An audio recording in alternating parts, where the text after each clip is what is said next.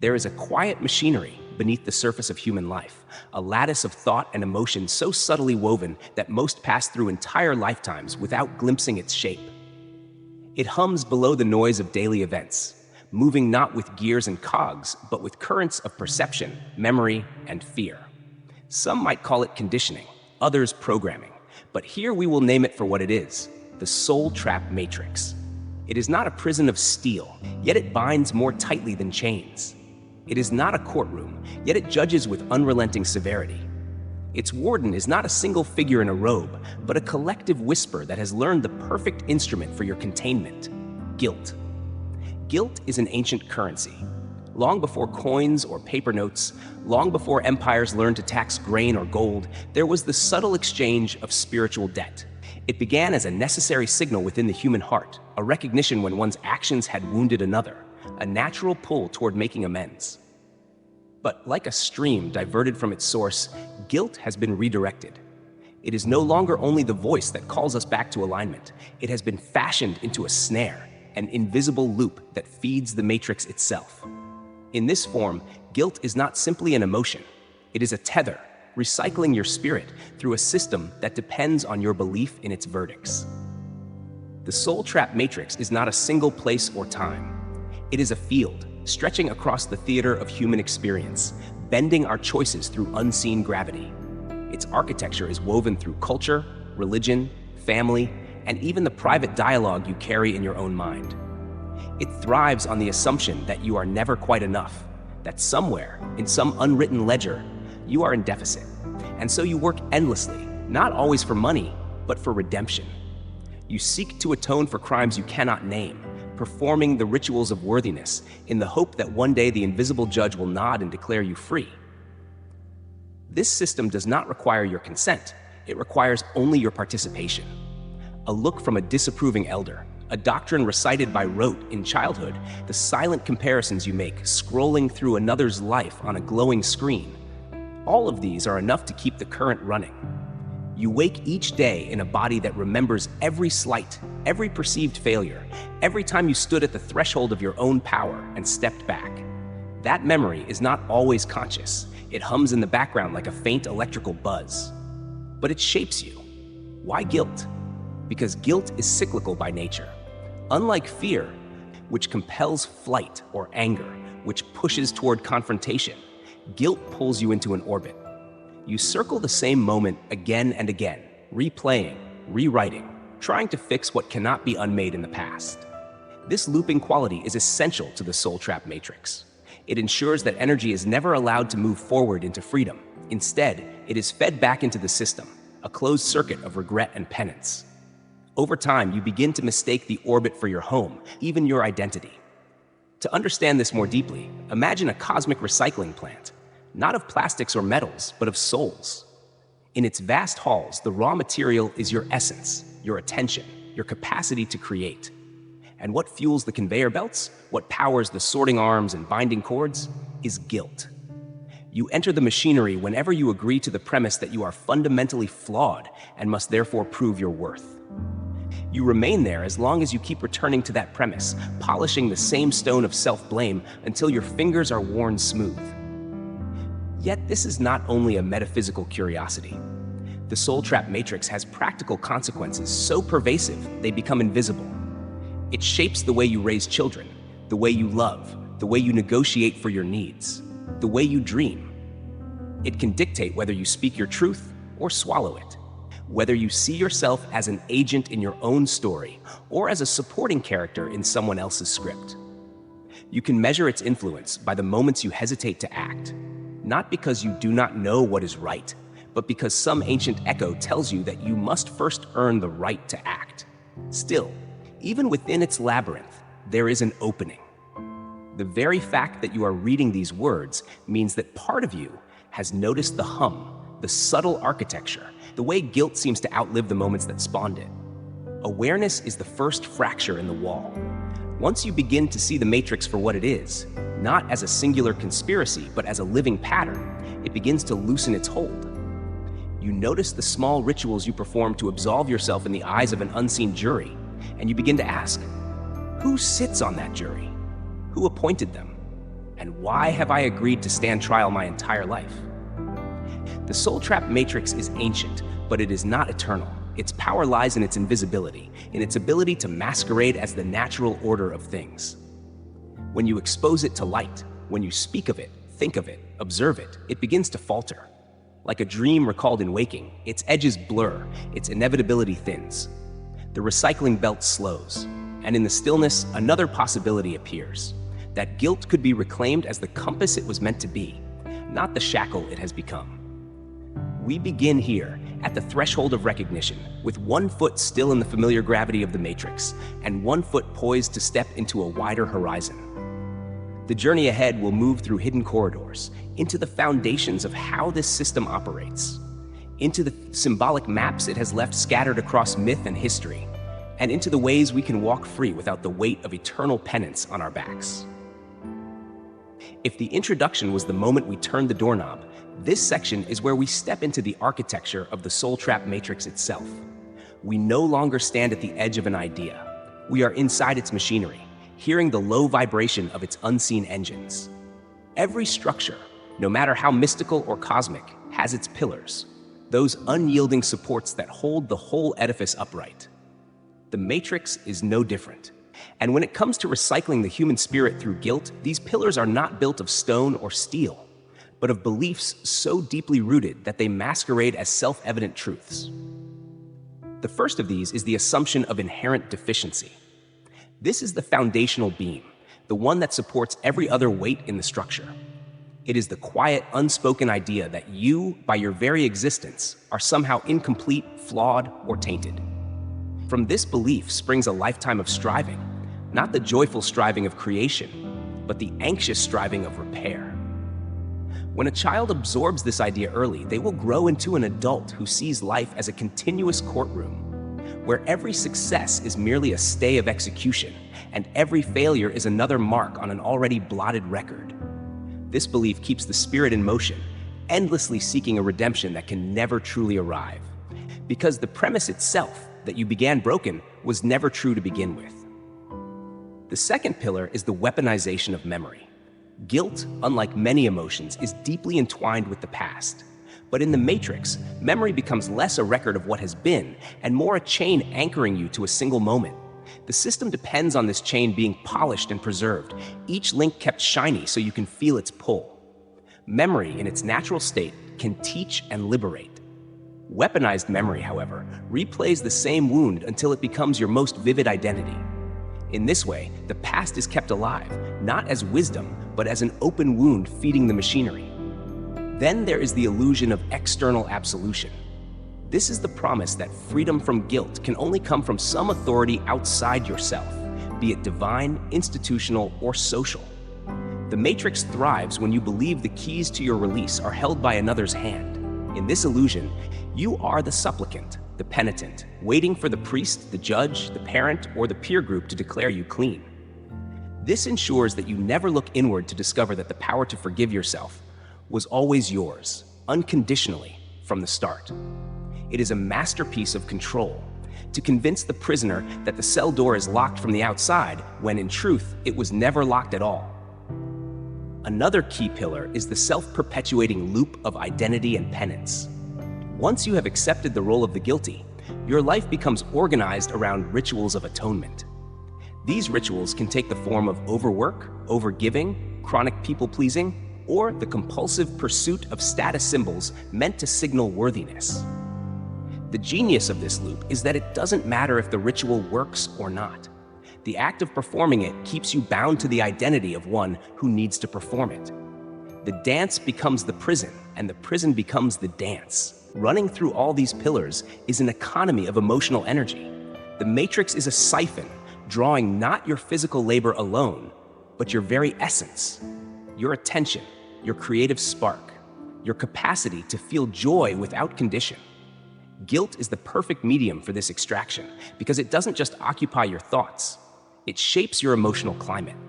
A person steeped in guilt sees the world through a muted lens, where moments of beauty are fleeting and quickly overshadowed by a return to the serious business of self-correction. In this climate, the future is not an open field, but a continuation of the past, painted with the same muted colors. The matrix also relies on mirrors, distorted ones. It thrives on comparison, on showing you images of others who seem freer, purer, or more deserving. These mirrors can be literal, as in curated social media lives, or figurative, as in cultural myths about saints, heroes, and flawless archetypes. Each reflection reminds you of your supposed distance from the ideal, reinforcing the loop of deficiency and striving. And yet, these mirrors are never whole. They are fragments, designed to ensure you never see the complete picture of another's humanity. This partial truth keeps you chasing an image that doesn't exist. And perhaps most insidiously, the matrix hides behind moral camouflage. On the surface, guilt appears virtuous.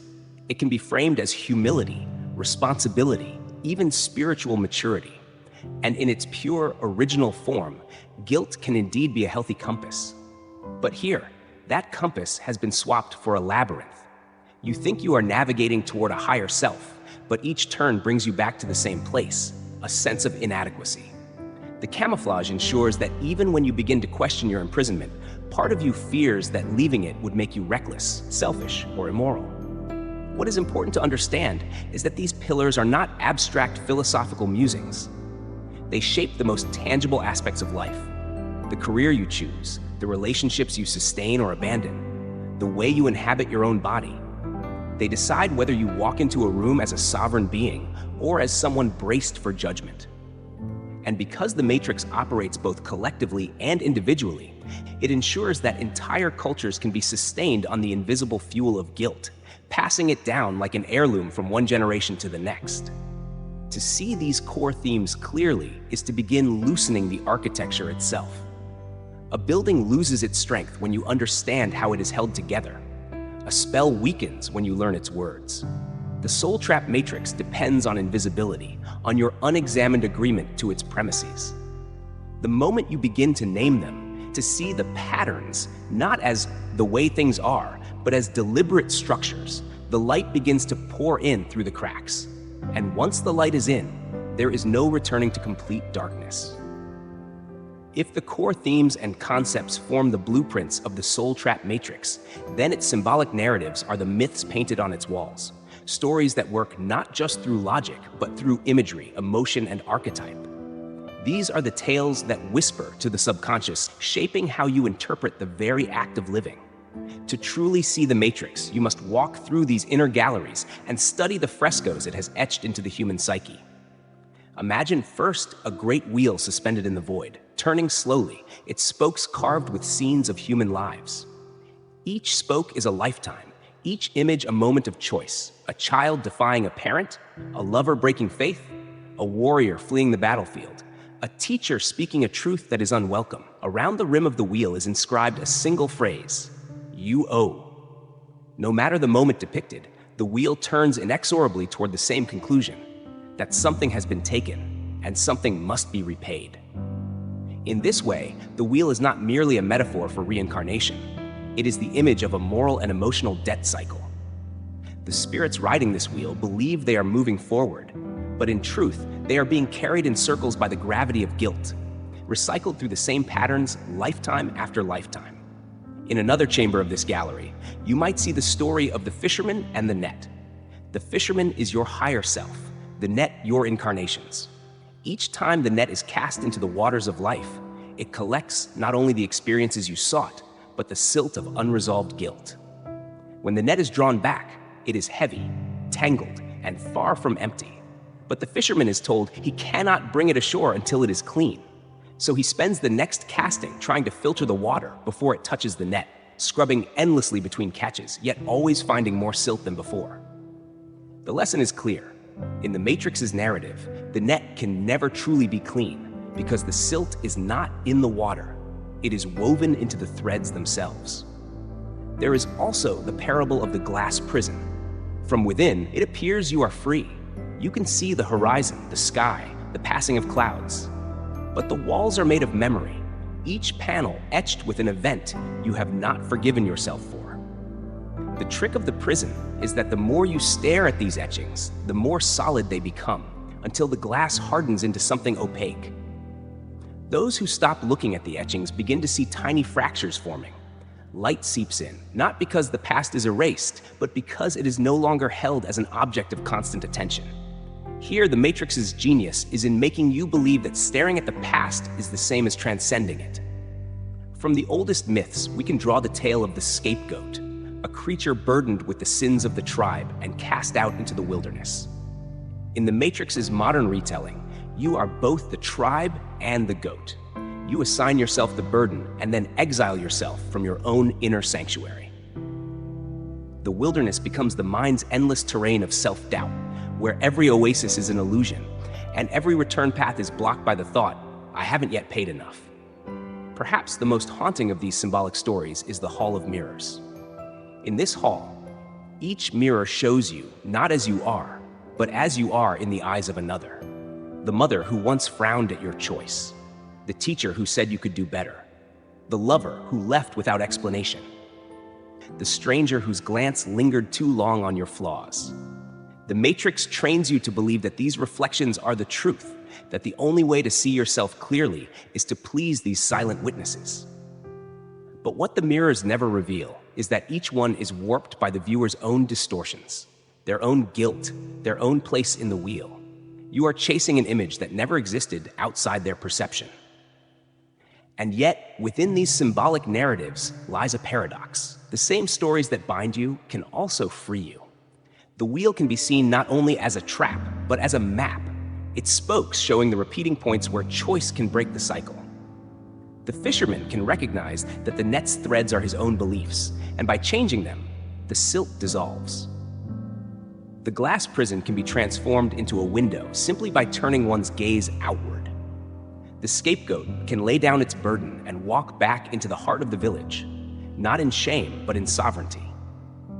The Hall of Mirrors can become a hall of windows, where every reflection is replaced by a view of the infinite landscape beyond. These shifts are not accomplished by force, but by perception. In every myth, there is a moment when the hero realizes that the obstacle was never what it seemed. The dragon was guarding not gold, but knowledge. The labyrinth was not endless, only unexamined. The chains were made of smoke. The soul trap matrix relies on you never having that moment, on you staying mesmerized by the surface of the story rather than walking into its deeper chambers. To work with these symbolic narratives is to reclaim your role as the storyteller, not merely the character. When you see the metaphors for what they are, you begin to sense that they are not immutable laws, but scripts. Scripts you can rewrite, edit, or abandon altogether. And when you step into that authorship, the recycling process falters because you are no longer offering your spirit as raw material for the machinery. You are no longer simply living the story, you are shaping it. It is one thing to understand the soul trap matrix as a philosophical model, another to see it mapped in symbols and archetypes, and yet another to feel its presence in the ground beneath your feet. If the earlier sections have been the climb up the watchtower, this is the moment you look out over the city and realize the streets you have been walking all your life are laid out in a pattern you had never noticed before. The real question becomes, what now? The first movement toward integration is not rebellion, but recognition. In a world where guilt has been industrialized, simply noticing its operation is an act of quiet defiance. When you hear the familiar inner voice, that whisper insisting you failed again, that you've let someone down, that you are somehow behind, pause before you obey its summons. Ask it to speak plainly. Demand to know whose standard you are being measured against, and whether you ever agreed to that measurement. Often, you will find that the weight you feel pressing down on you was inherited, not chosen. Consider the ways this plays out in daily life. You hesitate to say no to a request because you imagine the look of disappointment on the other person's face. You avoid taking a risk in your work because you fear the silent judgment of your peers. You stay in a relationship long past its natural life because to leave would feel like breaking a promise you made in a different season of your growth. Each of these moments is a point where the matrix quietly tightens the loop, keeping you within the orbit of guilt. And yet, each is also an opportunity to step off the wheel, not by grand gestures, but by a shift in the inner contract. Integration means returning guilt to its rightful function. In its healthy form, guilt is a compass needle, twitching to alert you when you've acted against your values. It is not meant to be a shackle worn day and night. To reclaim it, you must learn to distinguish between guilt that comes from living out of alignment and guilt that has been planted, conditioned, or manipulated into you. This discernment grows stronger each time you pause and question the source of the feeling, rather than reacting automatically. Over time, you become less a captive of the matrix and more a visitor who knows the exits. In practical terms, this requires cultivating a relationship with the present moment. The matrix thrives on the past. It recycles you through old events, replayed and reinterpreted in 100 variations, all leading to the same verdict. The present moment is a gap in the conveyor belt, a place where the machinery cannot easily grip you. Simple practices, breathing with awareness, noticing the texture of the air on your skin, listening without rehearsing your reply, can serve as reminders that the now is unburdened. In the now, there is no ledger to balance, no audience to appease, no trial to win. Relationships offer another crucial terrain for dismantling the matrix's hold. When guilt has been used as a control mechanism by parents, partners, friends, or institutions, it becomes a reflex to adjust your behavior in order to avoid triggering that reaction in others. Breaking this pattern does not mean becoming callous or indifferent. It means recognizing that another's discomfort is not automatically evidence of your wrongdoing. Learning to hold your boundaries without apology is a practical skill that, over time, rewires your nervous system. The more often you survive another's disapproval without collapsing into penance, the more the old programming loses its grip. Work and creativity, too, can be liberated from the guilt cycle. Many live under the shadow of, "I should be doing more," a mantra that drains joy from even the most meaningful pursuits. Here, integration looks like redefining productivity not as constant output, but as aligned action. A day spent resting, reflecting, or simply being can be as necessary as one spent building, serving, or creating. The matrix would have you believe that worth is earned by relentless contribution. Freedom comes when you understand that worth precedes contribution. The implications ripple outward into society. A culture sustained by guilt is a culture that can be easily directed toward consumption, toward obedience, toward conflict. To step out of the guilt cycle is, in a quiet but profound way, an act of cultural resistance. When enough individuals begin to question the invisible debts they've been told they owe, the economic and psychological engines that depend on those debts begin to sputter. The system loses not only your labor, but your belief, and belief is its most valuable commodity. Integration does not promise a life without mistakes or moral reckonings. Rather, it promises a life where those reckonings are navigated with clarity instead of compulsion, where you can feel remorse without being consumed by it, where you can repair without endlessly defining yourself as broken. This is the difference between a soul that grows and a soul that loops. The former moves forward, carrying the wisdom of its lessons. The latter is caught in an endless recycling of self-condemnation. In time, as you practice this discernment, you may notice subtle shifts. The voices in your head grow quieter, or perhaps more varied, no longer a single tone of judgment, but a chorus that includes compassion, curiosity, even humor.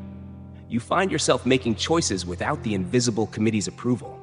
You sleep more easily, not because you have settled every debt, but because you have ceased to believe you were born owing one. This is where the matrix's invisible architecture begins to collapse, not with a cataclysm, but with a slow unraveling. It is not a wall that explodes outward, but a tapestry whose threads you begin to pull one by one until the pattern cannot hold itself together. And in the empty space that remains, you discover something startling. There was never a need for the trap at all. You are not the guilt you carried, nor the debts you imagined. You are the awareness that noticed them, the presence that can let them dissolve. We have walked together through the corridors of the soul trap matrix, first catching sight of it in the shimmer of metaphor, then tracing its structure in the solid weight of concepts, then entering the dreamlike chambers of its symbolic stories, and finally stepping back into the ordinary streets of daily life to see its fingerprints on everything we do. By now, the matrix should feel less like an abstract theory and more like a living presence you can sense, a presence that no longer hides so well in the shadows. And here, In the final turning of our path, we stand before the threshold where recognition must either harden into resignation or blossom into transformation. The trap is old. Yes, it is refined by centuries of repetition, polished by countless human lives cycling through its mechanics. But its age is not its strength. Its strength is your belief.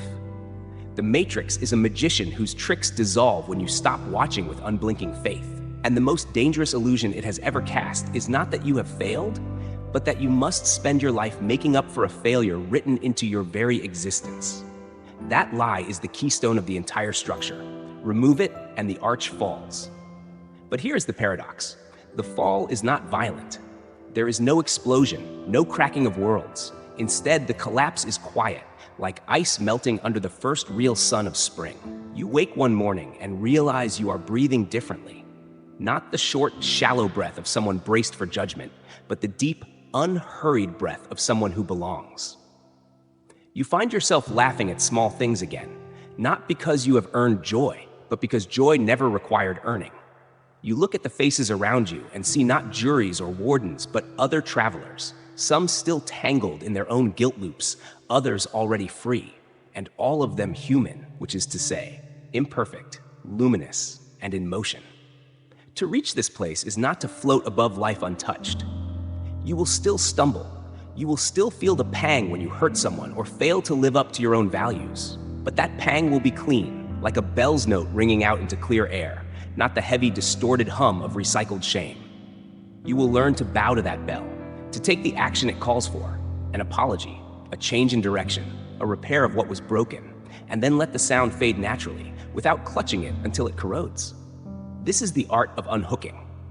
Each time you refuse to feed the machinery of guilt with your life force, you reclaim a piece of yourself. Each time you choose presence over penance, you write a different kind of story. And each time you extend that choice outward, into your relationships, your work, your culture, you create a ripple that touches more than you can see. The Matrix loses power not only when individuals awaken, but when those individuals begin to live as examples, showing others that the wheel can be stepped off without the sky falling. There is a deeper invitation here, one that reaches beyond dismantling the trap. It is the invitation to remember who you were before the cycle began, not in some sentimental, nostalgic sense, but in the raw, immediate truth of being. Beneath the layers of inherited shame, beneath the rituals of proving and repaying, there is a current of selfhood that is untouched. This is not an idealized version of you, scrubbed clean of all flaws. It is the living center, the place from which your choices can flow without distortion. It is the you who can act with integrity, not because you fear judgment, but because alignment feels like freedom. To live from this center is to turn the old economy of guilt on its head. Instead of trading your spirit for the counterfeit coins of approval, you begin to invest your attention where it yields something real: connection, creation, compassion, truth. You stop asking, have I done enough to deserve peace? And begin asking, what would I create if peace were already mine? This is the question the Matrix cannot survive because it thrives on scarcity, and peace is abundance without condition. And so the call is this: step off the wheel, lay down the net, walk out of the glass prison, shatter the mirrors or turn them into windows. Leave the wilderness not as the scapegoat returning for pardon, but as the sovereign who never needed it. When the old verdicts rise in your mind, let them pass like wind through open hands. When the old reflexes call you back to penance, remember that you can choose instead to inhabit the now, to take the one breath that is always free. Do not wait for permission. No one is coming to open the door because there was never a door, only a story about one. Change the story. Write yourself out of the cycle and into the open field. Live there. Invite others there. Not by preaching, but by showing them what it looks like to move without the tether, to speak without the script, to love without the ledger. The Matrix will not crumble all at once.